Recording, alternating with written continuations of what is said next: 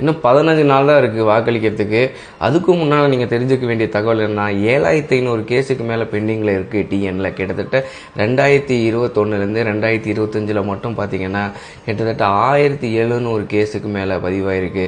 இதில் 401 கேஸு கிட்டத்தட்ட rape case மட்டுமே பதிவாயிருக்கு. பெண்களுக்கு எதிரான குற்றங்கள் மட்டுமே, குழந்தைகள், பெண்கள் இதுக்கு எதிரான குற்றங்கள். ஒருத்தரை விட்டு வைக்கல, கிளவியிலேருந்து யாரையும் விட்டு வைக்கல. கோயம்புத்தூர் இன்சிடெண்ட் பார்த்துருப்போம், அதுக்கப்புறம் நம்ம அண்ணா யூனிவர்சிட்டி இஷ்யூ பார்த்துருப்போம். எல்லாம் அப்படியே மூடி மறைச்சிருவாங்க. இப்போ கூட 2 வயசு பொண்ணு தளபதி பேசினார். ஸோ அந்த மாதிரி நிறைய விஷயங்கள் அட்ரஸ் பண்ணுறதுக்கு இன்றைக்கி டெய்லி பேச வேண்டியதாக இருக்குது. அந்த அளவுக்கு க்ரைம்ஸ் இன்க்ரீஸ் ஆகிருக்குது. கிட்டத்தட்ட 400ங்கிறது பெரிய நம்பர்ஸ். இதில் வந்து 1500 மர்டரே நடந்திருக்குது அப்படிங்கிறாங்க.